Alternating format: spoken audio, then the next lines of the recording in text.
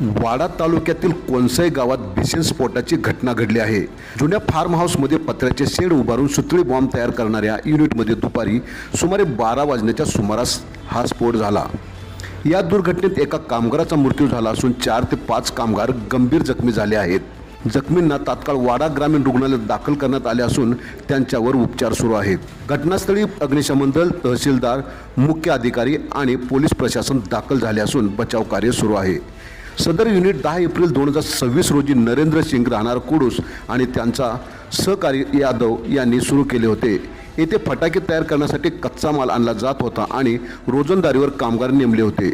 स्थानिक पातळीवर योगेश दत्तात्रय मोकाशी 42 वर्षे राहणार कोणसाई हे कामकाज पाहत होते। जामघर, कोणसाई, पालसई आणि अलमान या गावांमधील कामगारांना तात्पुरते कामावर घेऊन त्यांना प्रशिक्षण दिले जात होते। दररोज सुमारे 32 कामगार येथे काम करत होते। या दुर्घटनेत एकाचा मृत्यू झाला असून 4 कामगार गंभीर जखमी झाले आहेत।